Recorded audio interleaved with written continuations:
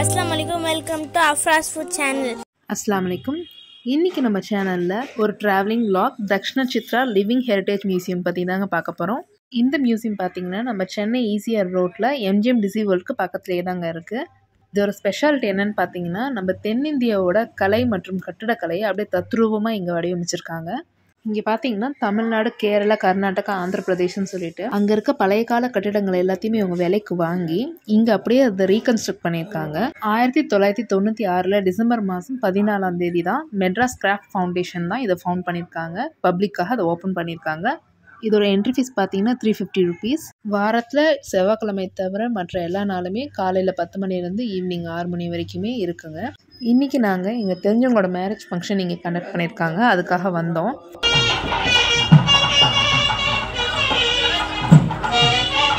January 14, 15, 16 இங்கே Pongal celebrate பண்ணுறாங்க. கண்டிப்பாக இங்கே வந்து விசிட் பண்ணி பாருங்கள். இங்கே மொத்தம் 18 வீடுகள் இருக்குது. அதில் இந்த ஃபர்ஸ்ட் வீடு பார்த்தீங்கன்னா சிறிய நாட்டு கிறிஸ்தவர்களோட வீடு கேரளாவில் இருக்குது. அதை இவங்க ஓன விலைக்கு வாங்கி இங்கே அதை அப்படியே தத்ரூபமாக ரீகன்ஸ்ட்ரக்ட் பண்ணியிருக்காங்க பாருங்கள். இங்கே பார்த்தீங்கன்னா அதில் இருக்க தானிய கிடங்கு கிரானரின்னு சொல்லுவாங்க, அதுதான் இங்கே ஃபஸ்ட்டு வச்சுருக்காங்க.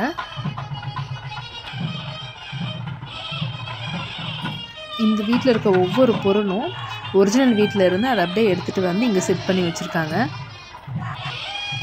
கேரளாவில் இருக்க கலிக்கட், அப்புறம் திருவிதாங்கூர் இதில் இருக்கிற வீடுகளும் இங்கே இருக்குது. இதெல்லாம் பார்த்தீங்கன்னா நம்ம தமிழ்நாட்டில் இருக்க திண்ணை வீடுன்னு சொல்லுவோம் பார்த்தீங்களா, அதுதான். நடுவில் ஒரு ஊஞ்சல் செட்டப்போடு இருக்குது பாருங்கள். இப்போ இருக்கிற ஜென்ரேஷனுக்கு, இனிமேல் வரப்போகிற ஜென்ரேஷன், நம்ம குழந்தைங்களுக்கெல்லாம் நம்மளோட ஓல்டு பழைய காலத்து நம்மளோட பாரம்பரியம் எல்லாத்தையும் நம்ம கற்றுக் கொடுக்கணும், காட்டணும்னா இங்கே கண்டிப்பாக இங்கே கூட்டிகிட்டு வந்து காமிக்கலாம்.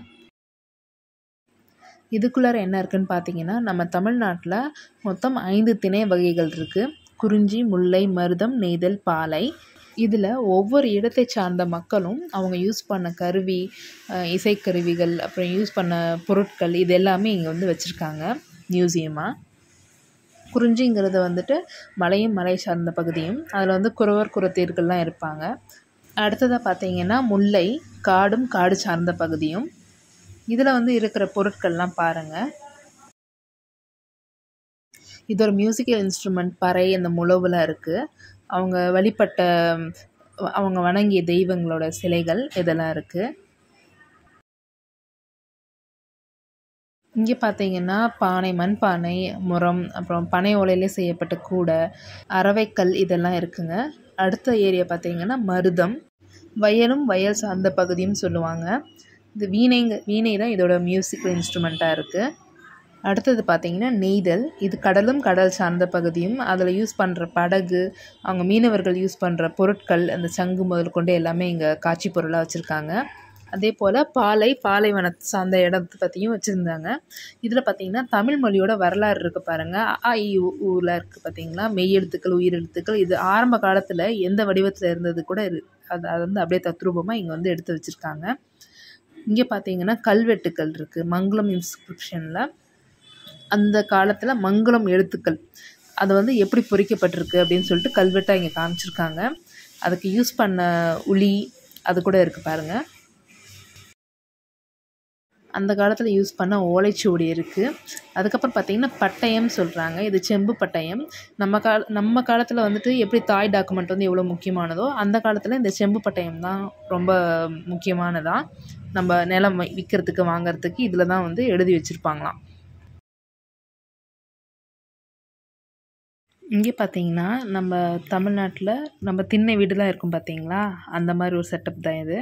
பக்கத்தில் பனிக்கம், இந்த பவானி ஜம்காலெல்லாம் விரித்து வச்சுருக்காங்க. வெத்தலை பொட்டி எல்லாமே அப்படியே இருக்குது பாருங்கள். இரும்பு பெட்டி கூட இருக்குது சைடில்.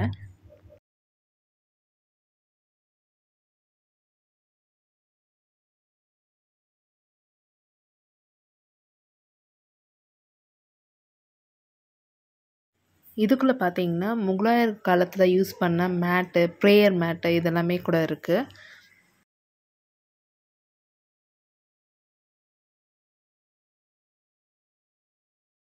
இங்கே பார்த்தீங்கன்னா பிரிண்டட் கலாம்காரி ஒர்க் இருக்குது பார்த்தீங்களா, அந்த காலத்தில் எப்படி அச்சு வச்சு செய்வாங்களோ அதை வந்து இங்கே காமிச்சிருக்காங்க. அதோட ஒர்க் எல்லாமே இங்கே இருக்குது. ஒவ்வொரு கலருக்கும் என்னென்ன யூஸ் பண்ணியிருக்காங்கன்னு காமிச்சிருக்காங்க பாருங்கள். Black கலருக்கு சார்கோல் துண்டு, கறி துண்டு, மேலே வந்து பார்த்திங்கன்னா படிகாரக்கல் வச்சுருக்காங்க. அதே போல் Black கலருக்கு துருப்பிடிச்ச இரும்பும் பாம் சுகர் அந்த வெல்லத்தை வச்சு Black கலர் செய்கிறாங்க. அதே மாதிரி இண்டிகோ கலர். ரெட் கலருக்கு வந்துட்டு சிறு வேருன்னு சொல்லிட்டு அந்த வேர் வச்சு செய்கிறாங்களாம். டார்க் எல்லோ கலருக்கு மாதுளையோட தோல் வச்சு செய்கிறாங்க. உலர்ந்த மெரோப்ளன் ஃப்ளாரை வச்சு எல்லோ கலரில் செய்கிறாங்க. இதில் பார்த்திங்கன்னா வணிகம் வந்துட்டு எந்தெந்த கடல் வழியாக எப்படிலாம் வந்து நம்மளோட இந்தியா கூட வணிகம் வச்சுருக்காங்கன்னு சொல்லிட்டு காமிக்கிற ஒரு பகுதி தான் இது. மேற்கத்திய நாடுகளோட உடை கலாச்சாரங்கள் கூட இங்கே வடிவமைக்கப்பட்டிருக்கு.